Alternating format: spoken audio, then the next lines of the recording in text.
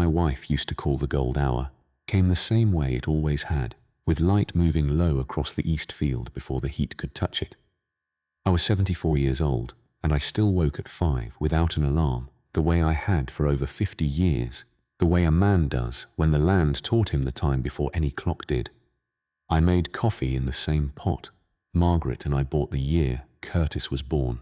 I drank it standing at the kitchen window, looking out at the back acreage where the soybeans were coming in thin this year, the way Earl Whitfield said they would after the dry spring we had. I did not mind a thin year. I had seen plenty of them. What I minded, what I noticed without yet understanding, was the new stake driven into the ground near the property line, a thin orange flag snapping in the wind where no flag had ever been. I set my coffee down and walked out across the yard in my boots, the dew still heavy enough to soak through to my socks. The stake was real. It was not something my eyes had invented, not something my mind had softened with age, the way Diane liked to suggest lately, gently, the way you tell a child the stove is hot. I crouched down and read the small printed tag wired to the flag. Land survey, it said, with a company name I did not recognize, out of the county seat. I had not called for a survey. I had not authorized anyone to walk this land with stakes and string and a clipboard. This was the back 40, the part of the farm where Margaret used to walk in the evenings after supper, where she said the ground still remembered the deer trails better than any fence line we had ever put up. I walked the property line for the better part of an hour and counted 6 more flags, each one placed with the kind of precision that told me whoever did this knew exactly where they were going. This was not a mistake. This was not some county office, double-checking an old plat map. This had purpose behind it, and purpose on my land without my knowledge was not something I was prepared to simply accept. I called Earl before I called either of my children. That was not pride. That was instinct. Earl Whitfield had farmed the land next to mine since we were boys running barefoot between our 2 properties, since before either of us had a wife or a debt or a single grey hair. If anyone in this county would know who was driving survey stakes onto Hensley land, it would be Earl. He answered on the 3rd ring, his voice rough the way it always was before his own first cup of coffee. Earl said, "Walt, you are up early even for you." I told him about the flags. I told him about the company name on the tag. He was quiet for a moment, longer than felt natural, and when he spoke again, his voice had changed. Careful in a way I had heard him use only a handful of times in 50 years of friendship. Earl said, "I will come by after I feed the cattle. Do not call anyone else yet." I did not understand the weight behind those words at the time. I thought he simply wanted to see the flags himself before drawing any conclusions, the same careful habit that had made him a good farmer and an even better friend. I did not yet understand that Earl already suspected something he was not ready to say out loud, not until he had something more solid than suspicion to hand me. By the time Earl arrived, walking the fence line beside me with his hands in his jacket pockets and his eyes on the orange flags rather than on me, I had already convinced myself there was a simple explanation. A county survey for road improvements, a utility company checking easement lines. Something boring and bureaucratic that would resolve itself with one phone call to the right office. Earl crouched at one of the flags the same way I had, reading the tag twice. Earl said, "This is not a county survey. Walt, this is private. Somebody hired this." I asked him who would hire a survey on my land without telling me. Earl did not answer right away. He stood up slowly, the way a man his age stands when his knees have opinions about it, and he looked out across the back 40 toward the small rise where Margaret was buried. Under the oak tree, she had picked out herself the year before she passed. Earl said, "I do not know yet, but I think you should ask your children before you ask anyone else." That was the first time the thought entered my mind as something more than background noise. The first time I let myself consider that this might have something to do with Diane or Curtis rather than some faceless office 3 counties over. I pushed the thought down quickly. Diane was my daughter. She had her mother's sharp mind for business and her mother's habit of organizing things before anyone asked her to. Curtis was my son, struggling the past few years since his equipment dealership folded, but struggling was not the same as scheming. And I refused to let my mind wander somewhere so unkind before I had a single fact to support it. I drove into town that afternoon, past the county courthouse, past the small office where the family attorney, Samuel Reyes, had kept his practice for over 30 years. I did not stop. I told myself there was nothing yet worth bothering Samuel about. Nothing but 6 orange flags and an uneasy feeling in my chest that I attributed to age and grief rather than instinct. I drove instead to Diane's house on the edge of town, the modern one she and Roger built 5 years ago, with the wide front porch she said reminded her of the farmhouse, though it never had. Not really. I found her in the kitchen, going through a folder of papers spread across the counter, and when she looked up at me, her smile arrived a half-second too quickly, the way a smile does when it has been prepared rather than felt. I said, "Diane, there are survey stakes on the back 40. She closed the folder before I could see what was inside it. Diane said, "Dad, I was going to talk to you about that this weekend. It is nothing to worry about. Just some updated paperwork for the estate. We have been meaning to get your affairs in better order since Mom passed." I asked her what paperwork had anything to do with a land survey.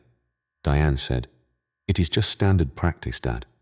The attorney we are using recommended it to confirm the boundaries before we finalize the new trust documents.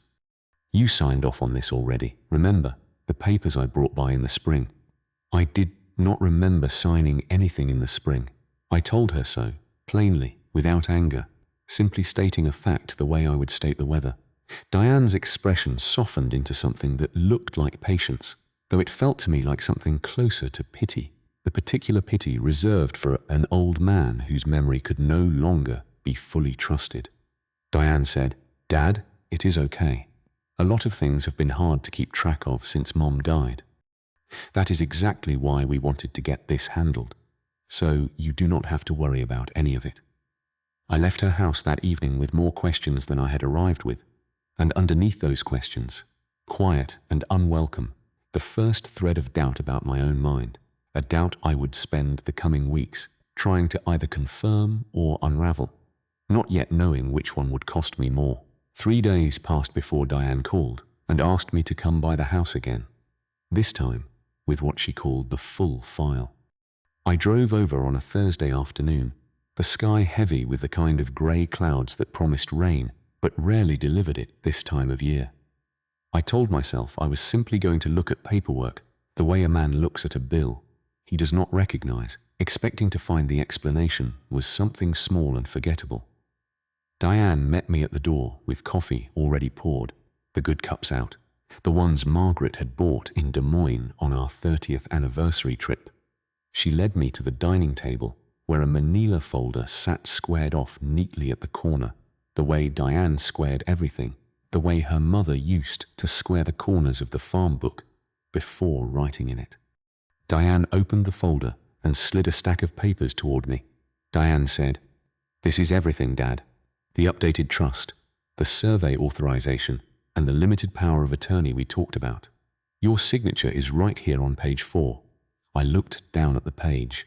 The signature line held my name in handwriting that resembled my own, the way a photograph resembles a face, close enough to recognize, wrong enough to unsettle. I have signed my name thousands of times in 74 years, on tractors, on loans, on the deed, to this very farm the year my father passed it to me. I know the shape my hand makes.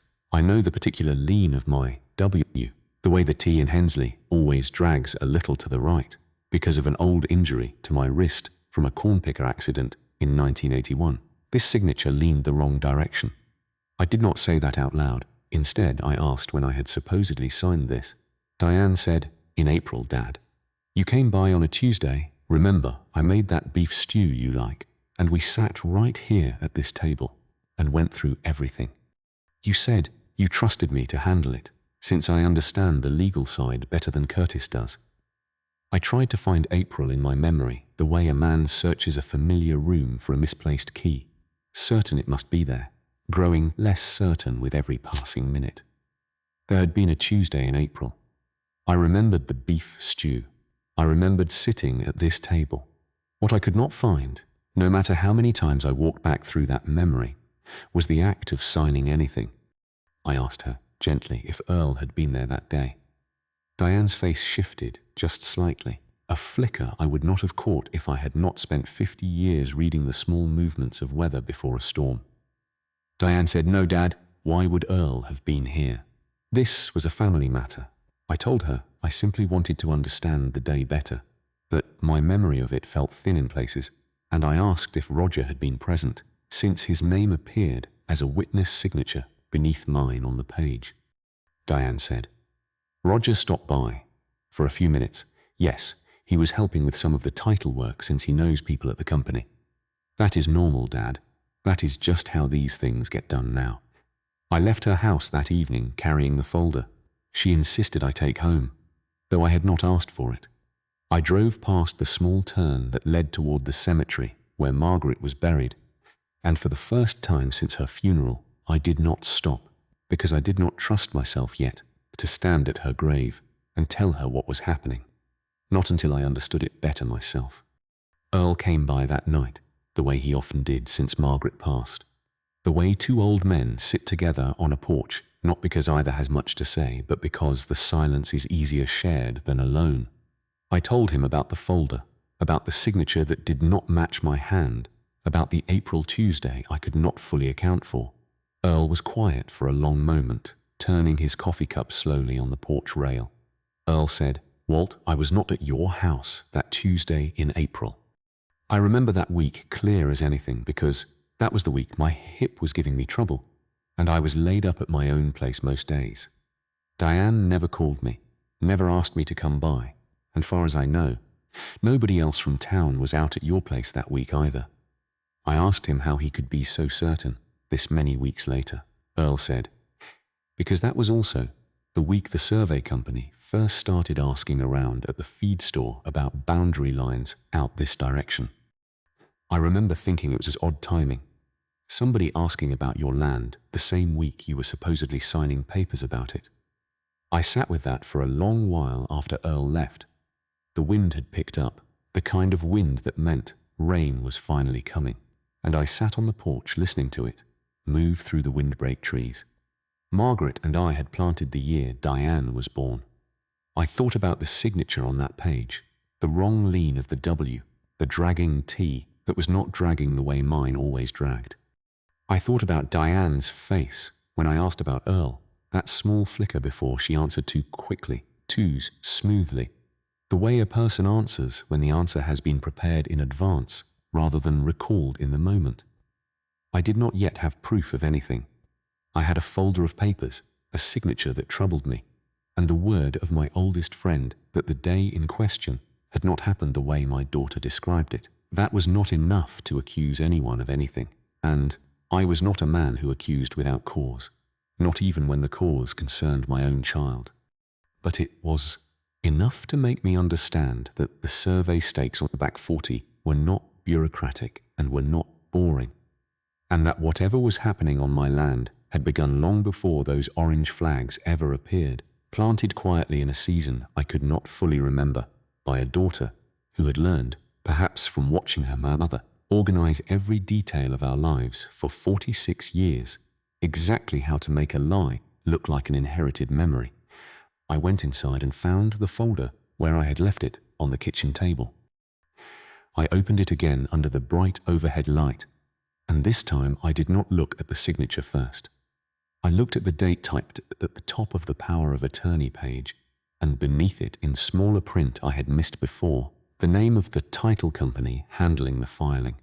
It was the same company Roger worked for. The rain Earl predicted arrived overnight and stayed through the following morning. The kind of steady grey rain that kept me indoors with nothing to do but think, which was perhaps the worst possible condition for a man already troubled by what he could not remember. I spent that morning in the small room off the kitchen that Margaret always called my office, though it was really just a converted pantry with a desk wedged between shelves of old seed catalogues and tax records going back further than either of us could explain. I kept copies of everything in that room, a habit my own father drilled into me as a boy. The same habit I had tried, with limited success, to pass on to Curtis and Diane. Every contract, every loan document, every piece of paperwork that had ever touched this farm had a copy somewhere in that room, filed by year, the way Margaret filed her recipes, the way I filed everything important enough to keep. I searched for 2 hours. I went through every folder from the spring of this year, every piece of mail, every receipt. I found the receipt from the feed store, dated the same week as the supposed signing, a Tuesday purchase of fence wire and a salt block, proof that I had indeed gone into town that week, proof that supported the idea that something had happened around that time. What I did not find, anywhere in that room, was a single copy of the documents Diane had shown me. No power of attorney, no survey authorization, no trust amendment. A man who signs important papers keeps a copy. I had done it my whole life. Even small things, a receipt for a used tractor part, a handshake deal over grain storage, I wrote it down and kept it filed. The absence of any copy of these particular documents was, to my mind, its own kind of evidence, though I understood it would not hold up as proof to anyone but myself. Curtis called that afternoon, his voice carrying the particular strain I had come to recognize over the past 2 years, the strain of a man trying to sound casual while asking for something he needed badly. Curtis said, "Dad, Diane mentioned you have some questions about the paperwork. I just want you to know this is going to help all of us. The development company is offering real money, more than the farm could ever bring in from leasing it out a few more years." I asked him what he knew about the April Tuesday Diane described, the day I supposedly signed everything. Curtis was quiet for a moment, and when he spoke again, his voice had the careful quality of a man choosing words handed to him rather than words he had thought through himself. Curtis said, "I was not there, Dad, but Diane told me about it. Look, does it really matter exactly which day it happened? You have talked about wanting things simpler since Mom passed.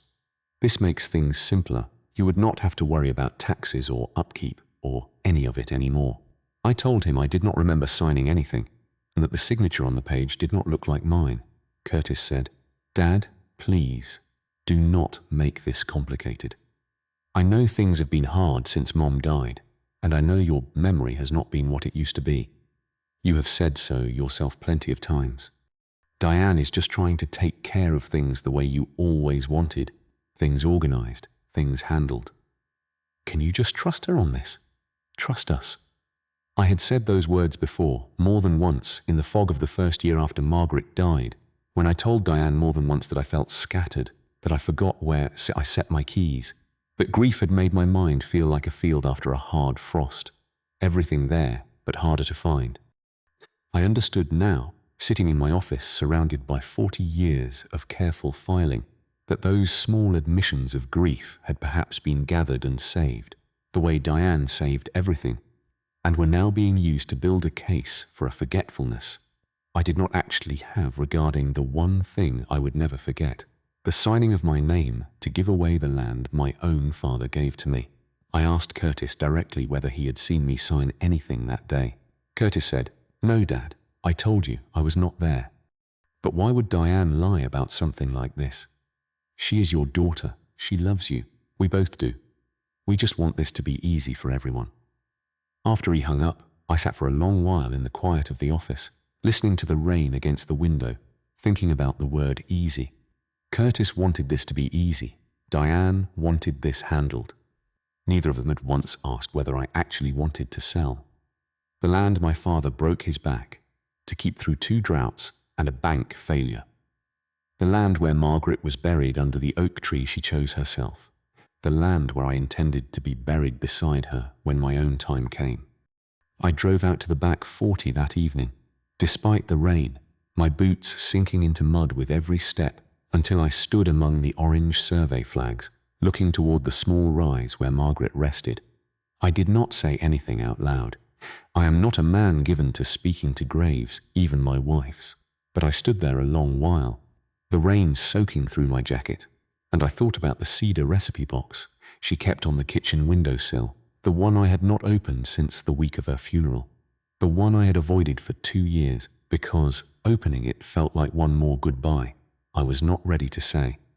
I thought about the farm book she kept separate from the financial ledgers, the small leather volume, where she recorded each year's harvest along with a short note, sometimes about the weather, sometimes about nothing in particular, a habit she kept faithfully every autumn for 40 years. I had not opened that book either since she passed. Standing in the mud among those flags, I began to understand that the answers I needed were not going to come from Diane, who had already decided what story she wanted me to believe, nor from Curtis, who needed the sale to succeed too badly to ask the hard questions himself. If there were answers anywhere, they would be in the places Margaret had left behind, the places I had been too afraid of my own grief to open. I walked back to the house in the dark, the rain finally easing, and for the first time in 2 years, I climbed the stairs to the bedroom we had shared, and I stood in front of the cedar box on the windowsill, my hand resting on the lid without lifting it, not yet ready, but closer than I had been in a very long time. I did not open the box that night. I stood in front of it for what felt like a long while, my hand resting on the smooth lid. Margaret had sanded herself one winter when she decided the box needed refinishing, and then I went to bed without lifting it, telling myself I would have a clearer head in the morning. Morning came, and I still did not open it. 3 more days passed that way, the box sitting on the windowsill, exactly where it had sat for 2 years, exactly where Margaret left it the week before she went into the hospital for the last time. I busied myself instead with smaller tasks, mending a section of fence near the barn, calling the lease tenant about the soybean yield, anything that let me postpone the thing I knew I needed to do. It was Earl who finally pushed me toward it, though he did not know that was what he was doing. He came by on a Sunday afternoon and found me on the porch staring out at nothing in particular. And he asked, in his plain way, whether I had found anything useful in my search through the office. I told him about the missing copies, about the receipt from the feed store that placed me in town that week, but proved nothing about what I had supposedly signed. I told him I felt like a man trying to remember a dream, certain something had happened but unable to grasp the shape of it. Earl said, "Walt, when did you stop going through Margaret's things?" I told him I had not gone through most of it at all, that her clothes were still in the closet, her shoes still by the back door, the cedar box still closed on the windowsill. Earl looked at me for a long moment, the way he used to look at a fence line before deciding whether it would hold through winter. Earl said, "Margaret was not a woman who kept things in a recipe box without a reason, Walt. You know that better than anyone. Maybe it is time." That night I climbed the stairs again, and this time I did not stop at simply resting my hand on the lid. I sat down on the edge of the bed with the box in my lap, and I opened it. Inside were exactly the things I expected to find at first: recipe cards in Margaret's careful handwriting, a few newspaper clippings of dishes she had meant to try, a small bundle of ribbon from some forgotten gift. But beneath the top layer of cards, tucked along the bottom of the box where the wood had been built, with a slightly false floor I had never noticed in 46 years of marriage, I found a folded piece of paper, and beneath that, a sealed envelope with my name, written across the front in Margaret's hand, the real hand, the one I would have recognized anywhere, nothing like the wrong-leaning signature on Diane's documents. I did not open the envelope that night. I held it for a long time, turning it over, and the weight of what it might contain felt heavier than I was prepared for.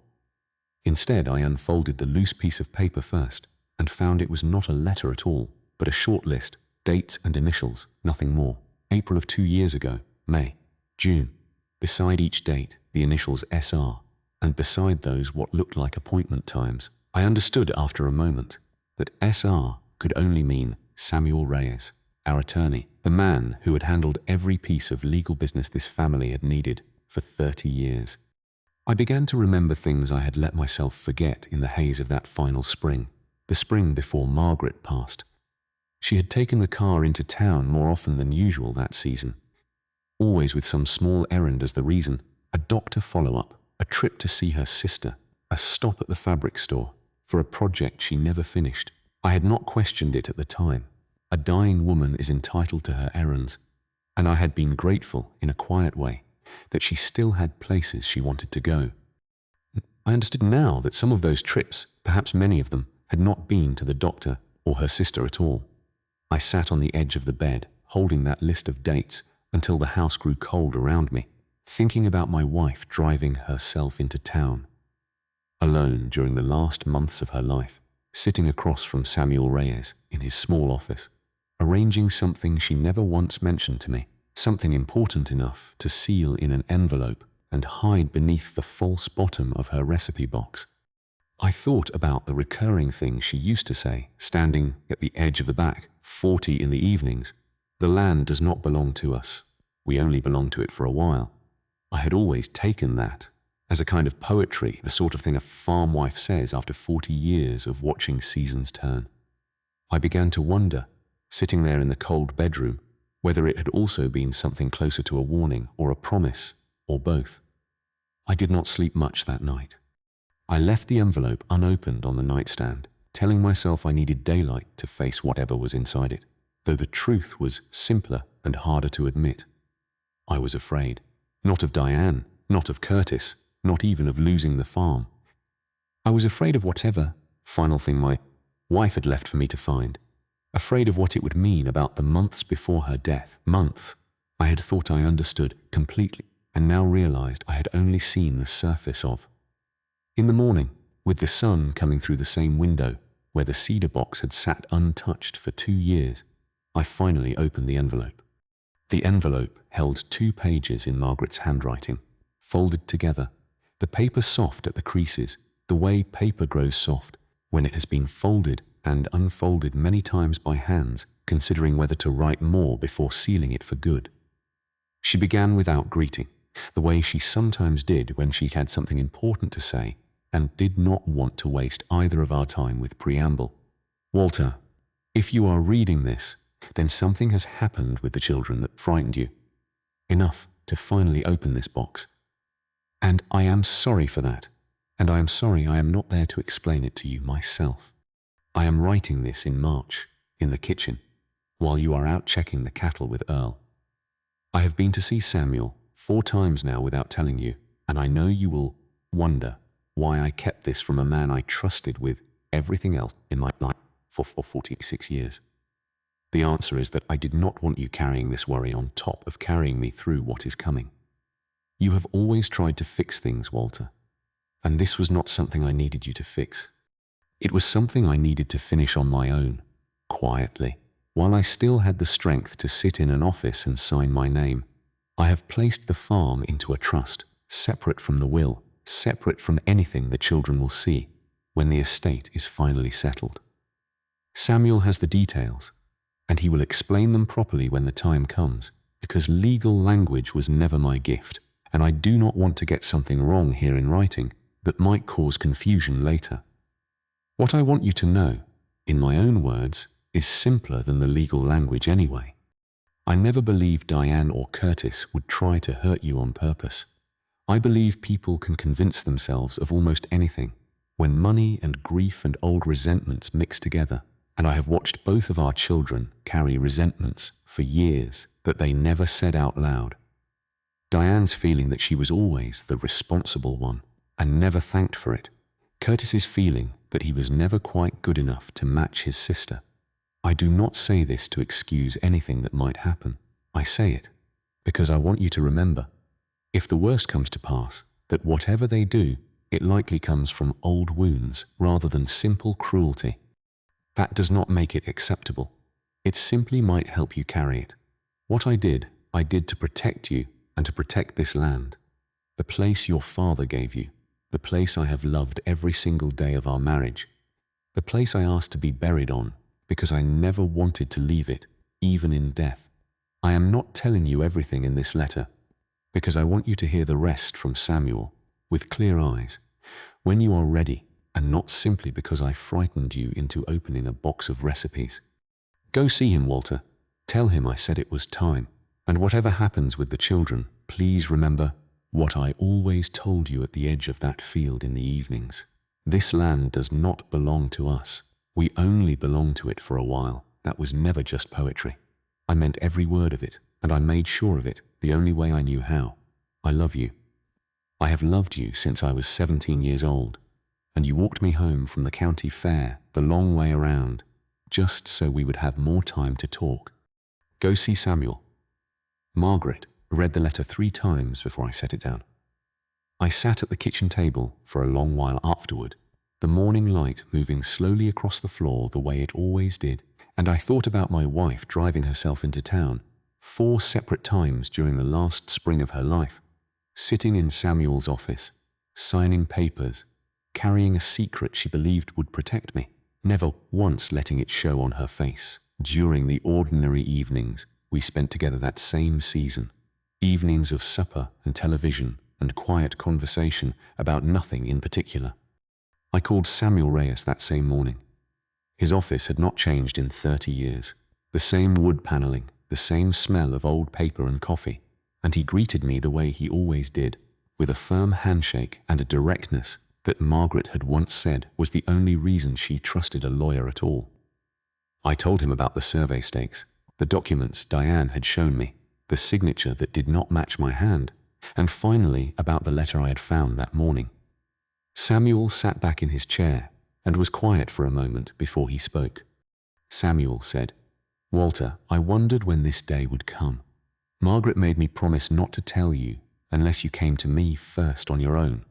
She wanted it to be your choice to ask, not something I pushed on you." He pulled a thick folder from a locked cabinet behind his desk, a folder with Margaret's full name typed on the tab, and he opened it on the table between us.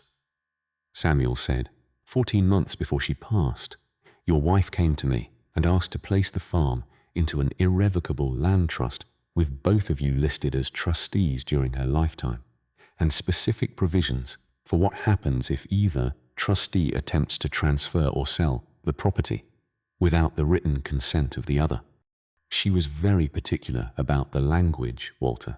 She wanted to make absolutely certain that no portion of this land could be sold, transferred, or encumbered without both signatures, hers while she lived, and after her passing, a contingency she built in herself. I asked him what that contingency was. Samuel said, "If you ever needed it, Walter, I would explain everything in full, but I want you to understand the foundation first. Whatever document your daughter showed you, whatever signature appears on it, it does not matter, because legally, since the spring before Margaret died, you have not held sole authority to transfer this land. Nobody does. Not without satisfying conditions she built into that trust herself." I sat in that office for a long time after he finished speaking, feeling something shift in my chest that I had not felt in 2 years. Not quite relief, not yet, but something close to it, the feeling of solid ground returning beneath a man who had spent weeks uncertain whether the ground was even there at all. I asked Samuel what I needed to do next. Samuel said, "For now, nothing rash. Let me pull the full filing and review every page myself before we decide how to proceed. But Walter, I want you to hear this clearly. Whatever your daughter believes she has arranged, whatever closing date she may already be planning, none of it can move forward the way she thinks it can. Margaret made certain of that 14 months before either of us knew we would need it. I drove home that afternoon past the cemetery, and this time I stopped. I walked up the small rise to the oak tree and stood beside Margaret's grave for a long while, the wind moving through the leaves above me, the same way it moved through the windbreak trees at the house. I did not say much out loud. I am still not a man given to speaking to graves, but I stood there and I thought about her driving into town alone 4 times that final spring, protecting a piece of ground neither of us had ever needed to protect from each other, only from what might come after. A week passed before Diane called again, and when she did, her voice carried a brightness that felt rehearsed, the same prepared quality I had noticed the day she showed me the folder. Diane said, "Dad, good news. The development company wants to move quickly. We have a closing date set for the Friday after next, at the title office in town. Roger has already started the paperwork on his end. This is really happening." I asked her carefully, who had given authorization for a closing date to be scheduled. Diane said, "You did, Dad, back in April. We have been over this. I know it feels fast, but Roger says the company does not want to wait once they have made an offer this strong. It really is the best thing for everyone." I told her I would think about it, and ended the call without agreeing to anything, which seemed to satisfy her enough, since in her mind the matter had already been settled months ago, and my hesitation now was simply the hesitation of an old man catching up to a decision he had supposedly already made. I called Earl that same evening and told him about the closing date. I told him about Margaret's letter, about the trust, about everything Samuel had explained in his office. Earl sat across from me at my kitchen table for a long while after I finished, turning his coffee cup slowly the way he did when he was working through something in his mind before speaking. Earl said, "Walt, if the trust already protects the land, why does any of this still worry you?" I told him it was not the land I was worried about anymore, not entirely. Samuel had made clear the sale could not legally proceed. What worried me now was Diane herself, standing at a closing table in front of strangers, believing completely that she held the authority to sell land that was never fully hers to sell, about to discover in the worst possible way, in front of buyers and lawyers and her own husband, that the signature she carried was worthless, and the trust her mother built without her knowledge had already decided everything. I did not want my daughter humiliated in a room full of strangers. I wanted the truth handled with more care than that, if there was any way to manage it. Earl said, "Then we get ahead of it, Walt. We build the proof ourselves quietly, before that Friday comes, so when the moment arrives, it does not have to be a surprise to anyone. It can be a conversation instead of an ambush." That was when Earl reminded me of something I had nearly forgotten in the chaos of the past weeks. Margaret's farm book. The small leather ledger she kept separate from the financial records, the one where she noted each year's harvest along with a short personal observation, faithfully, every autumn for 40 years. I found the farm book in the bottom drawer of the office desk, exactly where it had always lived, untouched since the autumn before she passed. I opened it to the most recent entries, and there, in her familiar handwriting, was the harvest note from 2 autumns ago, the final one she ever wrote, dated October, describing a modest corn yield and ending with a short line about the weather turning early that year. But it was the entry from the spring before that, tucked among notes about planting rather than harvest, an unusual entry for a book she normally kept strictly to autumn records, that caught my attention. In March, in small, careful handwriting, she had written a single line that meant nothing to anyone who did not already know what to look for. Saw Samuel today. Told him to make it permanent. Told him no sale without both signatures, even after. The date beside that entry matched, almost exactly. The dates on the list I had found folded inside the cedar box. Earl and I spent the following days building what he called a timeline, though it felt less like detective work and more like 2 old men sitting at a kitchen table, piecing together the last honest months of a woman we had both loved in our own ways. Earl as a lifelong friend, myself as her husband of 46 years. We laid out the feed store receipt, placing me in town. The week of the supposed April signing, we laid out Aunt Margaret's farm book entry from the spring before her death. We laid out the list of dates and initials from the cedar box. We laid out the trust filing date Samuel had provided, 14 months before Margaret passed, which placed the trust firmly in existence, months before any document Diane claimed I had signed. What we did not have, and what Samuel said would matter most if this ever needed to be explained plainly to a room full of people, was confirmation of who had actually produced the forged signature and how. Samuel found that answer 2 days later during his review of the filing Diane had submitted through the title company. He called me to his office and laid the page in front of me, the notarization stamp at the bottom, the notary's name printed clearly beneath it. Samuel said, "Walter, this notary stamp belongs to a woman who works at the same title office as Roger. I made a call this morning. She has no record in her logbook of ever notarizing a signature for you, on this date or any other." Whatever happened to produce this page, it did not happen the legitimate way the document claims. I sat with that information for a long while, the same way I had sat with Margaret's letter, the same way I had sat at her grave beneath the oak tree. I was not surprised, not entirely, not after everything Earl and I had pieced together, but hearing it confirmed by a notary logbook, by an actual record rather than my own uncertain memory, settled something in me that no amount of suspicion alone could have settled. I asked Samuel what we should do before Friday. Samuel said, "We do not need to do anything before Friday, Walter. We let the closing happen exactly the way Diane has planned it. Everyone will be in the room together, the buyers, the title company, your daughter. I will be there too, with the trust documents and the notary log in hand. The truth does not need us to chase it down beforehand. It only needs the right room, at the right time, with the right papers on the table." I drove home that evening with the farm book resting on the passenger seat beside me, Margaret's handwriting catching the last of the daylight through the window, and I thought about her sitting in this same truck, driving these same roads, carrying a secret she believed would protect me long after she was gone.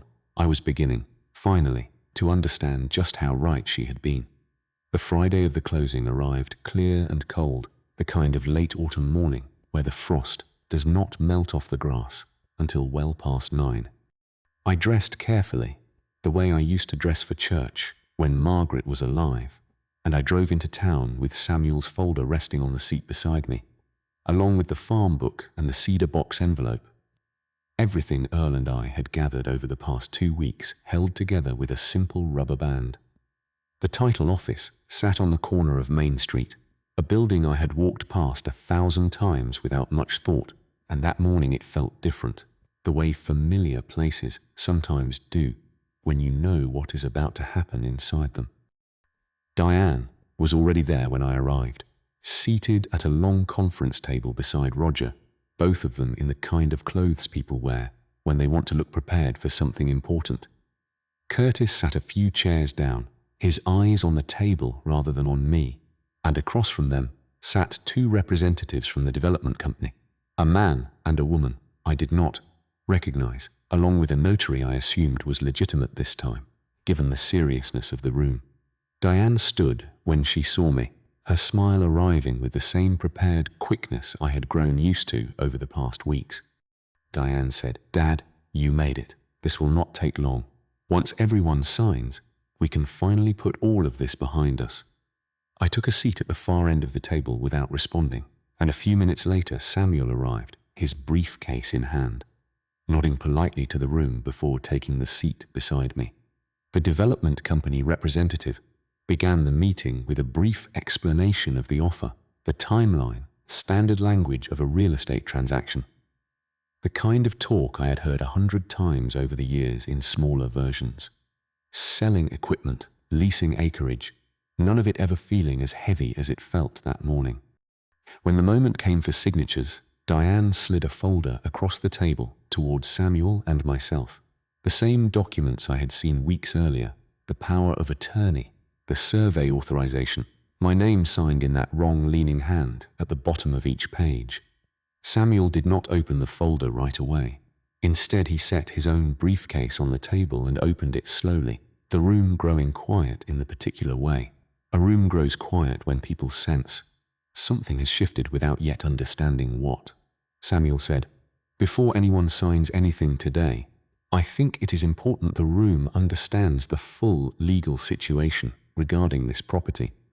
Diane's smile faltered slightly. Diane said, "Samuel, this is a closing, not a negotiation. We have already been through all of this," Samuel said. "Diane, I represented your mother as well as your father for over 30 years, and I think you deserve to hear what I am about to say directly, rather than through paperwork alone." He laid out the trust documents on the table, the filing date stamped clearly at the top, 14 months before Margaret passed. He explained, in plain terms, that the farm had been placed into an irrevocable trust, naming both Walter and Margaret Hensley as trustees, with explicit language requiring written consent from both trustees for any sale or transfer, and a contingency clause drafted by Margaret herself extending that same requirement beyond her death. The room had gone fully silent now, the development company representative exchanging a quiet look with each other, the kind of look that told me this deal was already unraveling in their minds. Before Samuel had even finished speaking, Diane said, "That is not possible. I have power of attorney." "My father signed it," Samuel said.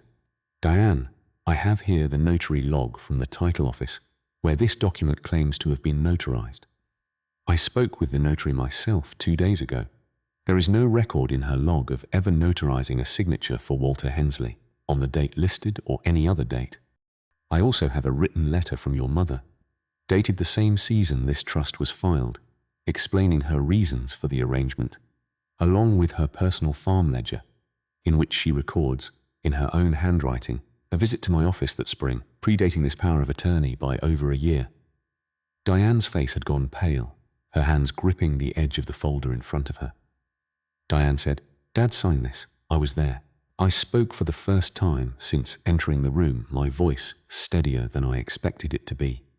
I said, Diane, I was not at your house that Tuesday in April. Earl was laid up with his hip that whole week and never came by, and you told me he had. The handwriting on that signature does not match my own, and has not matched it since the day you first showed it to me. I think you know that." Roger shifted in his seat, his eyes moving toward the door in a way that told me he understood, faster than Diane did, exactly how serious this had become. The development company representative closed her own folder and stood, her tone polite but final. The representative said, "Given the questions raised about the validity of this document and the existence of a prior trust, we will need to withdraw our offer until this matter is fully resolved through proper legal channels. We cannot proceed with a closing under these circumstances." She and her colleague left the room within minutes, leaving the rest of us at the table, in a silence heavier than any I had sat through in the 2 years since Margaret died. Diane sat with her hands still on the folder, staring at nothing in particular, and for the first time since this entire ordeal began, I saw something other than prepared confidence on my daughter's face. I saw fear, and beneath the fear, something that looked almost like grief, the grief of a plan collapsing, or perhaps the grief of being seen clearly by a father she had assumed would never look closely enough to notice. Curtis finally spoke, his voice small in a way I had not heard since he was a boy. Curtis said, "Diane, did you actually forge his signature?" Diane did not answer him. She looked instead at me, and for a long moment neither of us said anything at all. Samuel began quietly gathering his papers, and Roger stood and walked out without a word, his footsteps fading down the hallway, leaving his wife to face what remained of the room alone. I looked at my daughter, sitting there with the folder still gripped in her hands, the same hands that used to hold mine crossing the road into town when she was small, and I felt something complicated settle in my chest. Not quite anger, not quite forgiveness, something closer to the particular sorrow of watching a person you love become smaller than you always believed they were capable of being. I said, "Diane, we will talk about what happens next, but not here, not today."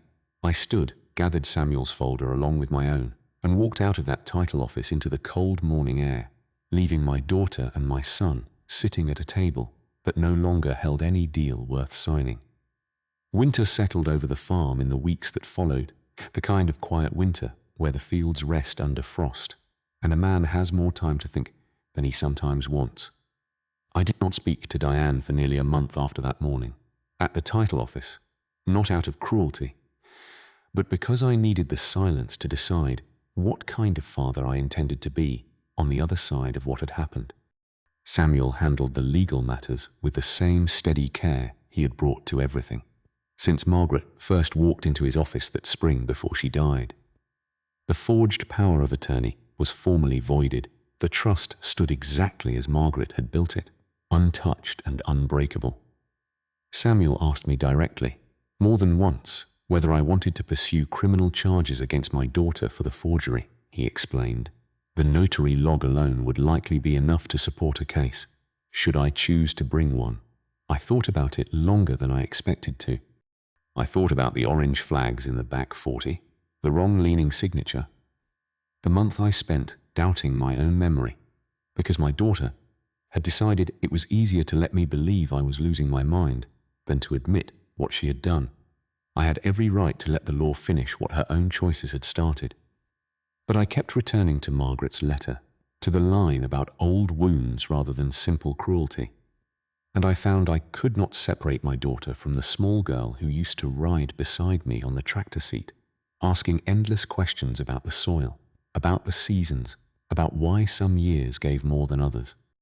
Whatever she had become in her desperation, to feel competent, to feel like the responsible one her mother had once described. I did not believe sending her through a courtroom would heal that wound. I believed it would only confirm, in her mind, that she had always been destined to lose either way. I told Samuel I did not want to press charges. I asked instead that the trust be restructured, formally and permanently, removing any future ambiguity about authority over the land, with Earl named as an independent observer trustee, a role with no ownership interest, but full visibility into any future filings, a safeguard Margaret herself would have approved of, I believed, given how much she trusted Earl over the years. Curtis came to see me first, on a Sunday afternoon in early December, finding me in the barn repairing a section of fence that had been on my list of small jobs for longer than I cared to admit. He stood in the doorway for a while before speaking, the cold air moving in around him. Curtis said, "Dad, I should have asked more questions. I let myself believe what was easy to believe because I needed it to be true. I am sorry." I told him I understood needing something to be true, that grief and debt together could make a man believe almost anything if it promised relief at the end of it. I did not absolve him entirely, but I told him the door between us was not closed and that rebuilding trust, like rebuilding a fence, was slow work done one post at a time, not something finished in a single afternoon. We worked the rest of that fence line together in silence. The good kind of silence, the kind Margaret and I used to share on long evening walks, and by the time the sun went down, we had finished the section I had been putting off since summer. Diane and I spoke only once before the new year. A short conversation on my porch in the cold, neither of us inviting the other inside. She did not ask for forgiveness in the way I expected, did not offer the kind of tearful apology that might have made the conversation easier for both of us.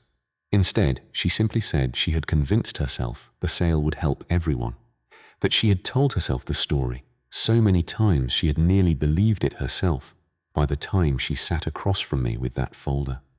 I told her the land would remain protected exactly the way her mother intended, and that the door between us, unlike the one with Curtis, would need more time before either of us knew whether it could open again. She nodded, accepting that with more grace than I expected, and drove away into the early dark without either of us promising anything beyond that small, honest distance. In the spring, I walked out to the back 40 on a morning, much like the one that started all of this, except this time there were no orange flags, no strangers' boundary lines, cutting through Margaret's evening walking paths. I carried the farm book with me, and at the rise beneath the oak tree, I sat down beside her grave the way I had not allowed myself to do in the 2 years. Since her funeral, not as a man avoiding grief, but as a man finally ready to sit inside it. I opened the farm book to a blank page, the first new entry since the autumn before she died, and I wrote, in handwriting that has always leaned forward in the same direction, regardless of what anyone tried to claim otherwise. This spring, the back 40 is safe. Diane and Curtis know the truth now, in their own ways.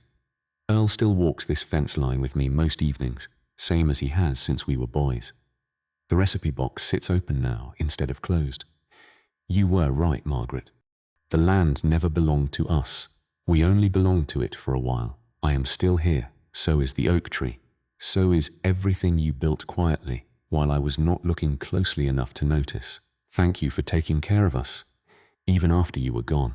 I closed the book, set it in my lap, and stayed there a long while longer, listening to the wind move through the new spring grass the way it always had, the way it likely always would, long after I had finally gone to rest beside her under that same patient oak tree.